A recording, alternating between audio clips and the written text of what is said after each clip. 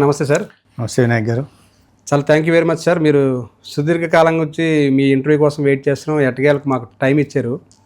మొదటగా ఈ అమరావతి ఇష్యూ గురించి మాట్లాడదాం సార్. ఇప్పుడు అమరావతికి చట్టబద్ధత వచ్చేసిందంటే ఏం చెప్తారు? ఇంకా పూర్తి స్థాయిలో ఇంకా అమరావతిని ఎవరు కదపలేని పరిస్థితి వచ్చిందంటారా? కదపలేని పరిస్థితి వచ్చింది. ఎందుకంటే రాష్ట్ర విభజన చట్టం సెక్షన్ 5లో ఏ క్యాపిటల్ అనే పదం వాడారు. ఎక్కడ క్యాపిటల్ నిర్దిష్టంగా ఎక్కడ ఉండాలనే ప్రస్తావన దాంట్లో లేదు. అయితే దాని తర్వాత ఈ నేపథ్యంలో ఎక్కడ కూడా గతంలో రాష్ట్రాల విభజన జరిగిన తర్వాత ఏ రాష్ట్రానికి కూడా రాజధానికి చట్టబద్ధత కల్పించాల్సిన ఆవశ్యకత ఏర్పడలేదు. అయితే ఇక్కడ రాష్ట్రంలో ఒక ప్రత్యేక పరిస్థితులు, మూడు రాజధానుల పేర్లతో ప్రాంతాల మధ్య వైషమ్యాలు, ప్రజల మధ్య విద్వేషాలు పెంచే ప్రయత్నం జరిగినప్పుడు, అమరావతి రాజధానిగా నిర్మాణం జరుగుతున్నప్పుడు దానికి కేంద్ర ప్రభుత్వం కూడా సంపూర్ణ సహకారం అందిస్తున్నప్పుడు, గతంలో ముఖ్యమంత్రి చంద్రబాబు నాయుడు గారి దాని మీద ప్రత్యేక దృష్టి పెట్టినప్పుడు మూడు రాజధానుల పేరుతో ఒక వికృతమైన రాక్షస క్రీడకి గతంలో శ్రీకారం చుట్టారు. ఆ పరిణామాల్ని వాటిని దృష్టిలో పెట్టుకొని, ఆ చేదు అనుభవాలను దృష్టి పెట్టుకొని ఇవాళ ఇక్కడ అసెంబ్లీలో దాన్ని తీర్మానం చేసి కేంద్రానికి పంపడం, కేంద్రంలో పార్లమెంట్లో రాజ్యసభలో కూడా పాస్ కావడం, ప్రెసిడెంట్ అసెంట్ కూడా దానికి రావడం జరిగింది. తర్వాత క్యాబినెట్లో దానికి రాటిఫికేషన్ కూడా జరుగుతుంది. కాబట్టి ఇప్పుడు దాంట్లో చాలా స్పష్టంగా ఉంది, విభజన చట్టంలోని సెక్షన్ 5లో చాలా స్పష్టంగా రాజధాని అమరావతి ప్రాంతంలో నిర్మాణం చేస్తామనేది ఉంది. కాబట్టి దాన్ని ఎవరు కదల్చలేని పరిస్థితి వచ్చింది. రాజధానికి చట్టబద్ధత తీసుకురావడంలో బీజేపీ పాత్ర ఏ మేరకు ఉందంటే ఏం చెప్తారు? ఖచ్చితంగా ఉంది బీజేపీ పాత్ర. ఎందుకంటే మీరు చేసింది పైన బీజేపీ ప్రభుత్వం, ఎన్డీఏ ప్రభుత్వమే కదా. అయితే దానికి ముందు రోజు రావడానికి వెళ్ళినప్పుడు నేను ప్రధానమంత్రి కార్యాలయానికి వెళ్ళినప్పుడు ఆ రోజు ప్రస్తావన వచ్చింది. వాళ్ళ సిఎస్ గారు వచ్చారు, గతంలో కూడా ముఖ్యమంత్రి గారు అడుగున్నారు వీటికి అని అన్నారు. లేదు సార్, జరగాల్సిన అవసరం ఉంది. ఎందుకంటే మళ్ళీ భవిష్యత్తులో ఇట్లాంటి ఈ చేదు అనుభవాలు చూస్తే ఇటువంటి పరిస్థితులు నెలకొనకుండా తీసుకుంటే బాగుంటుందని నేను కూడా కోరడం జరిగింది. దాని తర్వాత మరుసటి రోజు ఉదయం నాకు ప్రధానమంత్రి కార్యాలయం నుంచి ఫోన్ రావడం, అక్కడ ఈ అసెంబ్లీలో తీర్మానం చేస్తుంటే దాన్ని పంపమని అడగడం, వెంటనే నేను ఇక్కడ ప్రభుత్వాన్ని కోరడం, గౌరవ ముఖ్యమంత్రి గారు ఆ కార్యాలయానికి ఫోన్ చేయడం, అదేవిధంగా ఫైనాన్స్ మినిస్టర్ కూడా నేను ఫోన్ చేసి రకంగా తీర్మానం అడుగుతున్నారు. ఇవాళ 1 గంటకి క్యాబినెట్ ఉంది, క్యాబినెట్లో దాన్ని తీసుకుంటారు, మరి తీర్మానం కావాలంటే తీర్మానం మొత్తాన్ని తీశారు. కానీ దాంట్లో విజయవాడ గుంటూరు మధ్య ప్రాంతంలో అమరావతి నిర్మాణం అని జరిగింది. ఎందుకంటే అమరావతి రాజధాని నిర్మించాలా, దానికి అమరావతి పేరు పెట్టాలి అని అనుకోకముందు చేసిన తీర్మానం, అసెంబ్లీ తీర్మానం అది. దాంట్లో అమరావతి ప్రస్తావన లేదు. కాబట్టి ఆ రోజు వాళ్ళు అన్నారు 12 గంటల లోపల ఏమైనా పంపించగలిగితే దాన్ని ఇవ్వాలి, టేబుల్ ఐటంగా తీసుకుంటాం, క్యాబినెట్ క్లియర్ చేసి తర్వాత పార్లమెంట్కి తీసుకెళ్తామని.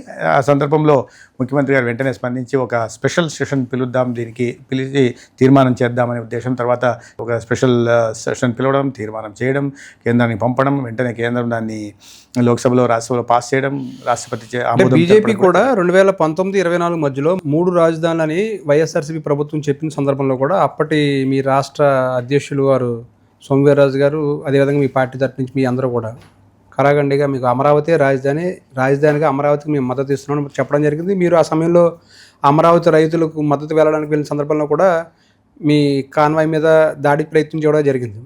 సో మొదటి నుంచి మీ స్టాండ్ అదే ఉంది. ఈ సందర్భంలో ఇప్పుడు చట్టబద్ధత తీసుకురావడంలో బీజేపీకి ఎన్ని మార్కులు వచ్చాయంటే ఏం చెప్తారు? రాష్ట్రంలో బీజేపీకి అది ఒక ప్లస్ పాయింట్ అయ్యే అవకాశం ఉందంటారా? ఇక్కడ మేము బీజేపీకి ప్లస్ పాయింట్ అవుతుందా లేదా అనే చూడట్లేదు. రాష్ట్ర ప్రయోజనాలు కాపాడడం ముఖ్యం. రాష్ట్ర విభజన అన్యాయంగా, అశాస్త్రీయంగా, అనైతికంగా జరిగినప్పుడు రాష్ట్రానికి అన్యాయం జరిగింది కాబట్టి న్యాయం చేయాలని బీజేపీ ప్రభుత్వం, గతంలో ఎన్డీఏ ప్రభుత్వం భావించింది కేంద్రంలో. దాంట్లో భాగంగానే రాజధాని నిర్మాణం చేయాలన్నప్పుడు గతంలో ఏ రాజధాని నిర్మాణానికి సహకరించిన విధంగా 1500 కోట్లు గ్రాంట్ ఇవ్వడం కానీ, లేదా 1000 కోట్లు గుంటూరు అండర్గ్రౌండ్ డ్రైనేజ్కి, అదేవిధంగా విజయవాడ స్టామ్ వాటర్ డ్రైన్కి 1000 కోట్లు అన్టైడ్ ఫండ్స్ నుంచి బడ్జెటరీ ప్రొవిజన్ లేకపోయినా ఇవ్వడం కానీ, అదేవిధంగా అమరావతి చుట్టూ దాదాపు 65,000 కోట్ల పెట్టుబడులతో అనేక కేంద్ర ప్రభుత్వ సంస్థలు, విద్యా సంస్థలను మంజూరు చేయడం కానీ, లేదా అమరావతి నుంచి బెంగళూరు దాకా ఎక్స్ప్రెస్ హైవే నిర్మాణానికి సంకల్పించడం కానీ, లేదా ఆనాడు 189 కిలోమీటర్ల ఔటర్ రింగ్ రోడ్డుని అమరావతి చుట్టూ ప్రతిపాదించడం, దానికి ఆమోదం తెలపడం కానీ, ఇవన్నీ రాజధాని అనేది అమరావతి ప్రాంతంలో ఉండాలి, అమరావతి రాజధాని కూడా చిత్తశుద్ధితో బీజేపీ చేసిన ప్రయత్నం ఆనాడు. అయితే 2019-24లో జరిగినప్పుడు ఆ 3 రాజధానుల ఇది ముందుకు తీసుకొచ్చినప్పుడు బీజేపీ వ్యతిరేకించింది. రైతులకు మొట్టమొదటిసారిగా పోయి సంఘీభావం తెలిపింది భారతీయ జనతా పార్టీ అనే విషయాన్ని అర్థం చేసుకోవాలి. ఆ సందర్భంగా ఈ రాష్ట్ర నాయకత్వాన్ని పక్కన పెట్టేస్తే ఆనాడు తిరుపతి పర్యటనకు వచ్చిన అమిత్ షా గారు ఈ విషయంలో మీరు ఎందుకు వినబడి ఉన్నారు, రైతులుగా చూడాలా, రైతులు ఆ త్యాగాన్ని గుర్తించాలా, కాబట్టి వాళ్ళకి సంఘీభావం తెలపండి, పార్టీ మొత్తం వాళ్ళ వెంట నలవండి అని వాళ్ళు చెప్పడం జరిగింది. ఇది 2019లో అయిన కొత్తల్లో. కాబట్టి ముందు నుంచి నుంచి బీజేపీతో ఒకే స్టాండ్ ఉంది. అమరావతి నిర్మాణం, అమరావతి భౌగోళికంగా మధ్యలో ఉంది కాబట్టి అక్కడే రాజధాని నిర్మాణం జరగాలి. దానికి అనుగుణంగానే ఇవాళ పెద్ద ఎత్తున నిధులు రాష్ట్ర ప్రయోజనాల కోసం బీజేపీ ఈ రాజధానికి మద్దతు పలకడం జరిగింది. మొదటి నుంచి అమరావతి అని చెప్తున్నారు. అమరావతి నిర్మాణం కోసం కేంద్రం నుంచి ఇప్పటివరకు ఎన్ని నిధులు వచ్చాయంటే ఏం చెప్తారు? ఎప్పటికీ అమరావతిని ఈ విధంగా పూర్తి చేస్తారు, ఇదే స్థాయిలో నిధులు. నేను చెప్పాను గతంలో మీకు, ఎప్పుడు కూడా రాష్ట్ర విభజన జరిగినప్పుడు కొత్త రాజధాని నిర్మాణానికి ఎప్పుడు కేంద్ర ప్రభుత్వం నుంచి నిధులు ఇచ్చిన దాఖలాలు లేవు. కానీ ఇక నేను చెప్పాను గతంలో 2,500 కోట్లు ఇచ్చింది గ్రాంట్ రూపంలో ఇవ్వడం జరిగింది. ఇప్పుడు వరల్డ్ బ్యాంక్ నుంచి ఏడీబీ నుంచి 15,000 కోట్లు గ్రాంట్ రూపంలో ఇవ్వడం జరుగుతుంది. ఇంత పెద్ద స్థాయిలో ఆదుకోవడం కాకుండా ప్రతి దానికి నిధులు ఇవ్వడం. రాజధాని నిర్మాణం కావాలంటే మొత్తం ప్రభుత్వమే ఖర్చు పెట్టి రాజధాని నిర్మాణం చేయాల్సిన అవసరం లేదు. సెల్ఫ్ ఫైనాన్స్ దీంట్లో అవుతుంది. మిగతా ఒకసారి మీరు ఒక ఎకో సిస్టమ్ ఏర్పాటు చేస్తే దాని తర్వాత పెట్టుబడులు వస్తాయి, ప్రైవేట్ పెట్టుబడులు వస్తాయి. వాటి కారణంగా రాజధాని నిర్మాణం జరుగుతుంది. అయితే ఆ ఎకో సిస్టమ్ ఏర్పాటు కావడానికి కావాల్సిన నిధుల్ని, ప్రాజెక్టులను కేంద్ర ప్రభుత్వం మధ్య, నేను చెప్పినట్టు ఎక్స్ప్రెస్ హైవే ఇక్కడ నుంచి పోయింది. ఇప్పుడు హైదరాబాద్ ఫ్యూచర్ సిటీ నుంచి మచిలీపట్నం దాకా ఇంకో ఎక్స్ప్రెస్ హైవే వస్తుంది. ఇవన్నీ కూడా ఒక గ్రోత్ ఇంజన్ లాగా, ఏ ప్రాంతమైనా అభివృద్ధి చెందడానికి ఒక గ్రోత్ ఇంజన్ లాగా ఉపయోగపడతాయి. ఆ ప్రాంతం ఆర్థికంగా అభివృద్ధి చెందుతుంది. ఆ ప్రాంతంలో నివసిస్తున్న రైతులకి, ఇతరత్ర వారికి కూడా లబ్ధి చేకూరుతుంది. అది భారతీయ జనతా పార్టీ చేస్తూ ఉంది, ఎన్డీఏ ప్రభుత్వం చేస్తూ ఉంది. అమరావతి 2029 లోపున పూర్తవదు. అమరావతికి మేము వ్యతిరేకం కాదు, కానీ అక్కడ జరుగుతున్న దోపిడీకి వ్యతిరేకం. ఇది కొంతమంది వైఎస్ఆర్సీపీ నేతల స్టేట్మెంట్. మీరేమంటారు? ఎవరు మాట్లాడుతున్నారు? ఏదైనా విశ్వసనీయత ఉన్న వాళ్ళు ఆ మాట అంటే బాగుంటుంది. అవినీతి, అసలు నిజాయితీ అనే పదము డిక్షనరీలో లేని పార్టీ, తండ్రి ముఖ్యమంత్రిగా ఉంటున్నప్పుడే అనేక దొడ్డిదారిన అనేక వేల కోట్ల అవినీతికి పాల్పడిన వ్యక్తి, అధికారంలో 5 సంవత్సరాలు ఉంటే దేన్ని ఇసుక దగ్గర నుంచి పంచభూతాలను కూడా, నింగి, నేల, నీరు, నిప్పు, గాలి, ధూళిని వదలకుండా, మైన్లను వదలకుండా, సారాన్ని వదలకుండా ప్రతి దాంట్లో అవినీతికి దారులు వెతికిన వ్యక్తులు, పార్టీలు ఇవాళ అవినీతి గురించి మాట్లాడుతున్నారు. రాజధాని నిర్మాణం అనేది ఒక రోజులో జరిగేది కాదు.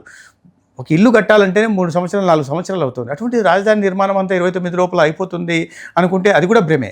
అయితే కావాల్సిన ఇన్ఫ్రాస్ట్రక్చర్ ఏదో ఉందో, హైకోర్టు నిర్మాణం జరగాల్సింది జరిగి తీరుతుంది, సెక్రటరీ రావాల్సింది జరిగి తీరుతుంది, ఇతరత్ర అనేక ఉన్నాయి. మౌలిక సదుపాయాల కల్పన అయితే ఖచ్చితంగా జరుగుతుంది. ఎకో సిస్టమ్ ఏర్పాటు కావడానికి కావాల్సిన ఇది వస్తుంది. ఇవాళ పెద్ద ఎత్తున అనేక మంది పారిశ్రామికవేత్తలు పెట్టుబడులు పెట్టడానికి వస్తున్నారు. క్యాబినెట్ క్లియర్ వస్తుంది, ల్యాండ్ అలాట్మెంట్స్ జరుగుతున్నాయి. కాబట్టి జరుగుతుంది. 29కి ఏదో అద్భుతమైన ప్రపంచ స్థాయి రాజధాని నిర్మాణం జరగదు, కానీ రాజధాని నిర్మాణం ఖచ్చితంగా జరుగుతుంది. ఇక్కడ వైఎస్ఆర్సీపీ తరపు నుంచి వైఎస్ జగన్మోహన్ రెడ్డి గారు మొన్న ప్రెస్ మీట్లో చెప్పిన విషయాలు, కొన్ని అంశాలని, అదేవిధంగా సజ్జల రామకృష్ణారెడ్డి గారికి సంబంధించి ఆయన చెప్పిన మాటలని మీకు కొన్ని మాటలు ఉదాహరిస్తాను సార్. మౌలిక సదుపాయాలకి లక్ష ఎకరాలకి దాదాపుగా 2 లక్షల కోట్ల రూపాయలు ఖర్చు అవుతుంది. మీరు మౌలిక సదుపాయాలతో దాదాపుగా పూర్తవుతాయి అన్నారు. 2 లక్షల కోట్ల రూపాయలు మౌలిక సదుపాయాలు పెట్టాలంటేనే ఎప్పటికవుతుంది అనేది ఒక ప్రశ్న జగన్మోహన్ రెడ్డి గారి దగ్గర నుంచి, వైఎస్ఆర్సీ నుంచి. రెండోది, సజ్జల రామకృష్ణారెడ్డి ఇది నవరాయ్పూర్ నుంచితో పోల్చడం జరిగింది. అంటే దాదాపుగా ఇప్పటికి 20 సంవత్సరాలు అయింది. అక్కడ ఛత్తీస్గఢ్, బీహార్ అక్కడ నుంచి విడిపోయిన తర్వాత, ఛత్తీస్గఢ్ కొత్త రాష్ట్రం ఏర్పడిన తర్వాత ఇప్పటివరకు కూడా చూస్తే నవరాయ్పూర్లో జనాభాగా కూడా పెద్దగా అక్కడ ఇన్ని వేల కోట్ల రూపాయలతో కట్టిన నవరాయ్పూర్లో జనాభా అంత స్థాయిలో లేదు. రాజధాని నిర్మాణం అలా జరుగుతూనే ఉంది. దాంతో పోల్చింది. ఈ రెండింటికి ఏం సమాధానం చెప్తారు? ఇది అవగాహన లేని మాటలు ఇవి. నయా రాయ్పూర్తో ఛత్తీస్గఢ్ లాంటి రాష్ట్రంలో, అత్యంత వెనుకబడిన రాష్ట్రంతో ఆంధ్రప్రదేశ్ను పోల్చడమే పెద్ద తప్పు. అక్కడ ఎక్కడ కూడా పరిశ్రమలు లేవు. అక్కడ ఎక్కడ కూడా ఆంధ్రప్రదేశ్లో మీరు ప్రతి 3వ ఇంటికి ఒక పారిశ్రామికవేత్త ఉంటాడు, లేదా ఐటీ ఎంప్లాయీ ఉంటాడు. మీరు దేశంలో పెద్ద పెద్ద కాంట్రాక్టర్ అంతా ఇక్కడ వాళ్ళే, పెద్ద పెద్ద హోటల్ వాళ్ళు ఇక్కడ వాళ్ళే, పెద్ద పెద్ద ఫార్మా కంపెనీలు ఆంధ్రప్రదేశ్ నుంచే ఉన్నాయి. సో పెట్టుబడులు పెట్టగలిగిన స్తోమత కలిగిన వాళ్ళు ఆంధ్రప్రదేశ్లో ఉన్నారు, ఛత్తీస్గఢ్లో లేరు. నెంబర్ 1. నెంబర్ 2, అమరావతికి సహకారం అందించినట్టుగా ఛత్తీస్గఢ్కి ప్రభుత్వం సహకారం అందించలేదు. నెంబర్ 2, ప్రజల్లో ఆ ఎంటర్‌ప్రెన్యూర్‌షిప్ అనేది ఆ ప్రాంతంలో లేదు, ఈ ప్రాంతంలో ఉంది. ఇంకోటి, నాయకత్వం కూడా ఇక్కడ ప్రత్యేకంగా దాని మీద పని చేస్తూ ఉంది. కాబట్టి ఇక్కడ అద్భుత రాజధాని నిర్మాణం కావడానికి అవకాశం ఉంది. రెండోది, 2 లక్షల కోట్ల పెట్టుబడులు, అంటే 2 లక్షల కోట్లు 2 లక్షల కోట్లు మౌలిక సదుపాయాల కోసం రాష్ట్ర ప్రభుత్వం పెట్టట్లేదు. మన ప్రధానమంత్రి గారు వచ్చారు, 56,000 కోట్ల పెట్టుబడులకి సంబంధించిన దీనికి అనేక కార్యక్రమాలకి ప్రాజెక్టులకి భూమి పూజ కానీ శంకుస్థాపన కానీ వారు శంకుస్థాపన కొన్ని ప్రారంభోత్సవాలు కూడా 56,000 కోట్లకు సరిపడా వర్త్ ప్రాజెక్ట్స్కి చేసిపోయారు. కేంద్ర ప్రభుత్వం పెడుతోంది. వీళ్ళకి వచ్చిన బాధ ఏంటి? 22,000 కోట్లతో అమరావతి నుంచి బెంగళూరు దాకా మౌలిక సదుపాయాల కల్పనే కదా ఎక్స్ప్రెస్ వే అంటే. కేంద్ర ప్రభుత్వం అందిస్తుంది. వీళ్ళకి వచ్చిన బాధ ఏంటి? ఇప్పుడు ఔటర్ రింగ్ రోడ్ అనేది ఒక గ్రోత్ ఇంజన్ లాగా హైదరాబాద్కి ఏ రకంగా ఉపయోగపడిందో మనం అందరం చూస్తున్నాం. దానికి కేంద్ర ప్రభుత్వమే సహకారం అందిస్తుంది. వీళ్ళకి వచ్చిన బాధ ఏంటి? మిగతా ప్రైవేట్ సెక్టార్ నుంచి కూడా పెట్టుబడులు పెద్ద ఎత్తున వస్తున్నాయి. క్వాంటమ్ కంప్యూటింగ్ వస్తుంది, ఉద్యోగాల కల్పన జరుగుతుంది. అక్కడ వస్తున్నప్పుడు ఇవన్నీ ఓరోలేక తెలియనితనమన్నా ఉండాలి, లేదా తెలిసి ఈ అభివృద్ధి జరుగుతోంది కాబట్టి ఓరోలేనితనమన్నా ఉండాలి. ఈ రెండులో ఏదో ఒకటి ఉండాలి. కాబట్టి ఇటువంటి అబద్ధాలు వాళ్ళకి తెలుసు. వాళ్ళు చెప్తున్న మాటల్లో వాళ్ళకే పొంతన లేదనే విషయం తెలుసు. రాజధాని ఈ ప్రాంతంలో అని చెప్పి తీర్మానానికి మద్దతు తెలిపారు. ఇక్కడే ఇల్లు కట్టుకుందామన్నారు. ఆ వచ్చిన వ్యక్తులే కదా 3 రాజధానుల పేరుతో 3 ప్రాంతాలకి అన్యాయం చేశారు. రాయలసీమ ప్రాంతానికి చేసిన న్యాయం ఏంటి? జ్యుడిషియల్ క్యాపిటల్ అన్నారు. ప్రతిపాదన కూడా కనీసం బెంచ్కి కానీ లేదా షిఫ్టింగ్ ఆఫ్ హైకోర్టుకి కానీ ప్రతిపాదన కూడా 5 సంవత్సరాలు పంపని వాళ్ళు ఇవాళ మళ్ళీ మాట్లాడగలుగుతున్నారంటే వాళ్ళ ధైర్యానికి ఒప్పుకోవాలా? విశాఖపట్నంలో 5 సంవత్సరాల్లో జరిగిన అభివృద్ధి ఏంటి? రిషికొండను గుండు కొట్టేసి సొంతంగా 500 కోట్లతో సొంతంగా భవనం నిర్మించుకోవడమే అదే దాన్ని అభివృద్ధి అంటారా? ఆ రకంగా బంగాళాలో ఆయన ప్రతి రాష్ట్రంలో నిర్మించుకొని ఉన్నారు. కాబట్టి తన సొంత అభివృద్ధి గురించి, తన సొంత సౌకర్యాల గురించి ప్రజాదాన్ని వ్యర్థం చేయడం అనేది అది ఒక దార్శనికత కలిగిన నాయకత్వం అనిపించుకోదు. అది రాజధాని నిర్మాణం అసలే కాదు.